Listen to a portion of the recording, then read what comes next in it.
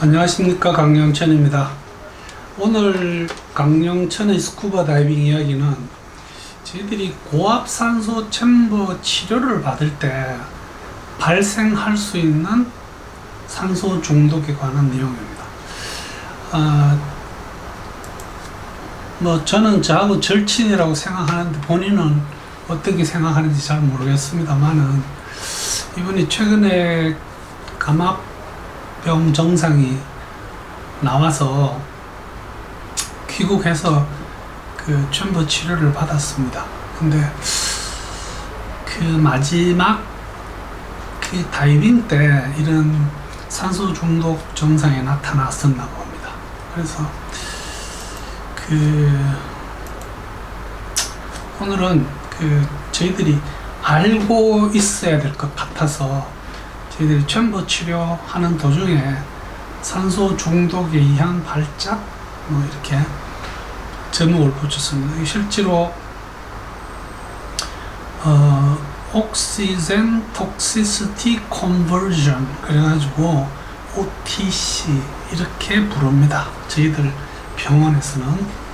그래서 우선 간단하게 CNS 산소 중독, 그 다음에 달톤 박사에 대한 말씀도 잠깐 드리고, 우리가 일반적으로 생길 수 있는 산소 중독의 증상은 저희들이 벌써 많이 알고 있습니다.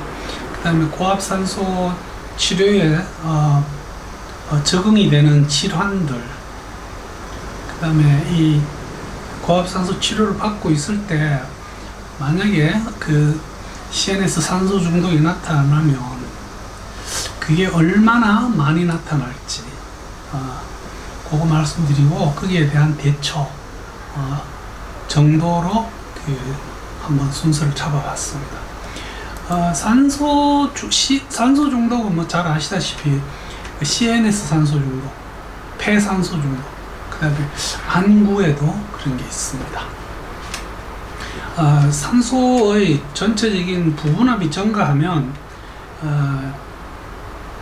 이 CNS 산소 중독을 일으킬 수가 있겠습니다. 근데 저희들이 그 산소 부분압을 다이빙 할 때는 최대 부분압을 1.4, 그 다음에 감압을 할 때 혹은 우발적인 그런 상황에서는 산소 부분압을 1.6기압, 그거에 비해서 고압산소 챔버는 2.8기압, 2.8기압, 18m 수심에 해당되는 산소 부분압을 적용을 해서 치료를 합니다.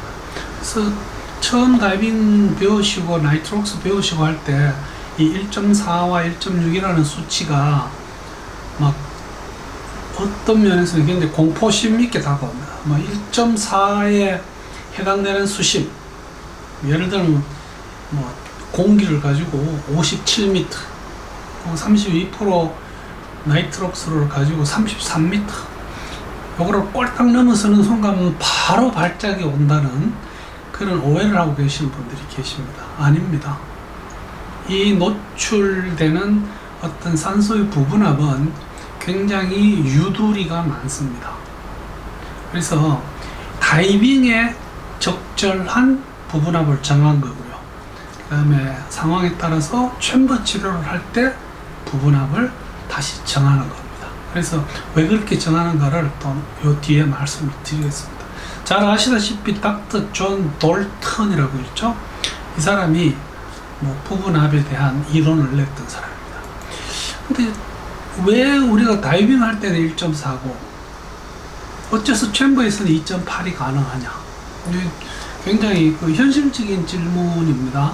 저도 이 부분이 처음에 잘 이해가 안 됐었습니다. 근데 우선 산소 중독이라는 것이 1.4부터 오는 게 아닙니다. 산소 중독은 0.21바라고 하는 저희들이 일상생활에서 노출되는 산소의 부분압보다 높으면 언제든지 올 수 있습니다. 그러나 저희들 인체는 많은 어떤 어려움을 견뎌낼 수 있는 아주 우수한 기능을 가지고 있죠. 거기 보면 많은 다이빙을 하고 경험해 본 결과 한 산소 부분압 1.4 정도 되는 것은 괜찮더라. 물론 어떤 부분압에 대해서 허용하는, 하루에 허용하는 혹은 한 번의 다이빙에 허용하는 그런 시간들은 다 정해져 있습니다. 어쨌든 챔버에서는 2.8기압이라고 하는 굉장히 높은 산소의 부분압을 채택을 해서 엄청난 양의, 엄청난 압력의 산소를 저희들 몸에다가 쑤셔 넣습니다. 그래도 이 산소 중독이 잘 일어나지 않습니다. 이 말은 우선 챔버에서는 항상 그 치료를 받는 환자를 저희들이 모니터링을 합니다. 그리고 조금이라도 어떤 이상이 있다는 것을 호소할 때 바로 산소 흡입을 중단시킵니다. 그러면 그 산소 중독 증상은 계속되는 게 아니고 그 산소의 부분압이 낮아지면 바로 증상이 멈춥니다. 그래서 다이빙 할 때도 굉장히 안전한 거죠. 뭔가 내가 산소 중독의 증상을 알고 있으면 이건 뭐지? 뭐 이렇게 하면 바로 얕은 수심으로 상승을 하면 되는 거예요. 그러나 거기에 비해서 수중에서 특히 저희들이 감압 옵션이 걸려 있을 때 반드시 감압을 해야 되는 감압 다이빙, 테크니컬 다이빙, 작업 다이빙 이런 경우에는 내가 산소 중독의 증상이 나타나도 사실 호흡을 중단할 수도 없고 또한 상승을 해버리면 그거에 의한 감압병의 위험성이 있기 때문에 항상 주의를 해야 될 필요가 있는 거죠. 그래서 죄송합니다. 저희들이 수중에서 만약에 이렇게 CNS 중독이 와서 발작을 한다면 이거는 그냥 뭐 익사를 할 가능성이 굉장히 높은 거죠. 물론 다행히 얕은 수심에서 이게 증상이 나타나서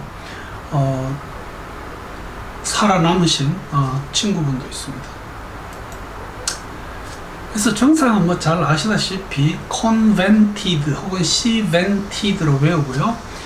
여러분들의 주의를 확대시키기 위해서 제가 한번 읽겠습니다. 발작, 시야, 협착. 우리가 터널 비전이라고 합니다. 보이는 게 이렇게 터널처럼 제한되어 보입니다. 귀에서 소리가 나고요. 몸이 뒤틀리고 귀에 또한 이 뭐죠? 몸이 뒤틀리고 안절부절하고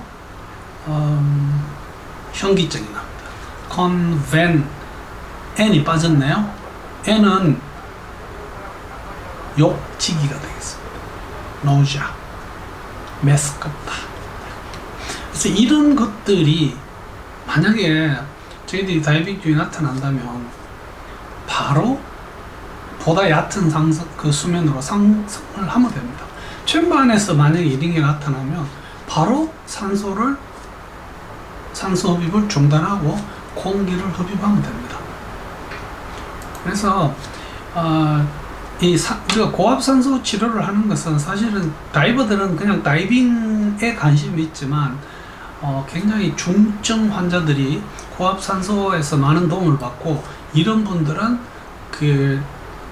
분들이 거의 대부분 그 고압산소 치료를 받는 어떤 숫자에 해당됩니다. 그 외국의 경우는 아마 저희도 비슷할 겁니다만 약 95% 혹은 90% 이 사이가 일반 환자들입니다.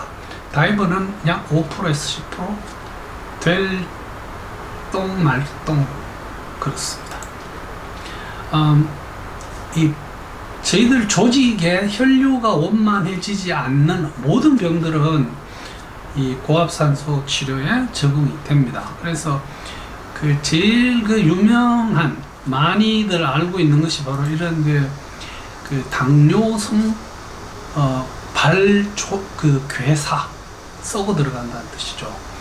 이 경우는 지금 보면 2차 감염까지 와서 지금 이렇게 이 정도 되면 굉장히 위중한 상태가 되겠습니다. 이런 경우는 지금 보면 거의 발가락이 거의 없어질 파입니다. 근데 이런 분들도 이렇게 좋은 치료 효과를 냅니다. 여기 보시면 이렇던 발이 이만큼 좋아집니다. 그래서 고압산소 치료는 굉장히 좋은 결과를 나타냅니다.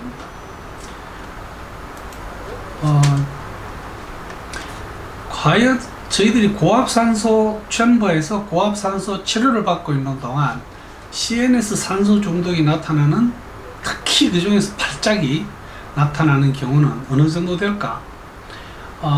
굉장히 많은 보고가 나와 있습니다. 이게 고압 의학이 활동적으로 진행되는 모든 나라에서 거의 대부분 챔버에서는 본인들의 치료 결과를 거의 주기적으로 발표를 합니다. 그 안에 이렇게 발작에 대한 어떤 보고를 한 것을 한 가지 그냥 예를 듭니다. 왜냐하면 이게 가장 오랫동안 가장 많은 환자들의 통계를 낸 겁니다. 이게 호주에 있는 프리멘틀이라고 하는 병원에서 챔버 하나에서 하나를 가지고 20년 동안 치료한 환자들을 통계를 냈습니다. 그래서 환자 숫자가 약 3,000명, 3,737명입니다. 외우기 좋네요. 3737. 이분들에 대한 치료가 41,274회 이루어졌습니다. 그 중에서 발작을 일으킨 사람은 25명입니다. 그러니까 네가 0.06%. 아주 드뭅니다. 그래서 이번에 우리 장 강사님의 경우는 본인이 발작까지는 안 갔습니다. 근데 발작 오기 전에 막 증상들이 다 나타났는데, 물론 챔버에서는 다행스럽게 본인이 알아서 그것을 산소호흡을 중단했기 때문에 아주 나쁜 상태까지는 가지 않았습니다. 혹 챔버에서는 발작이 나도 간호원들이 바로 도움을 주기 때문에 이것 때문에 지금 사망사고가 났다는 보고는 못 들었습니다. 그냥 흥미를 위해서 말씀드리자면 다이버들을 위해서 가장 많이 쓰는 게 US Navy Table 6입니다. 우리나라에서도 그걸 많이 씁니다. 그래서 그것을 썼을 때는 0.56% 꽤 많이 나타납니다. 즉 치료 시간이 깁니다. 그 다음에 일산화탄소 중독 환자들을 치료했을 때는 0.18%. 그러니까 전체적인 거에 비해서 이런 데서 많이 나타난 거죠. 그래서 결론은 챔버에서 압력이 높아질수록 치료 테이블의 시간이 길수록 발작이 잘 나타난다. 치료는 실제로 사망 건수는 지금 크게 보고된 게 없습니다. 제가 찾아봤는데 잘 못 찾겠더라고요. 다행히. 그 다음에 챔버 안에 있을 때 어떤 이런 증상에 대한 충분한 설명을 다 듣고 들어갑니다. 그래서 본인들도 마찬가지고 몸이 좀 이상한데 그냥 계속 있으시면 안 되죠.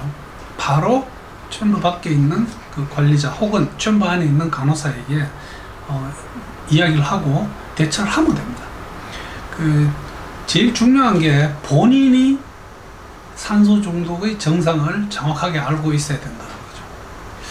그래서 오늘 제가 이 챔버 치료 중에 산소 중독 증상, 특히 발작 이런 거에 대해서 한번 정리를 해봤고요. 전체 이 발작 발생률은 굉장히 낮습니다. 그래서 챔버 들어가시는 분들이 알고는 계시되 크게 걱정할 필요는 없다는 것으로 제가 오늘의 결론을 내겠습니다. 그래서 경청해 주셔서 대단히 감사합니다.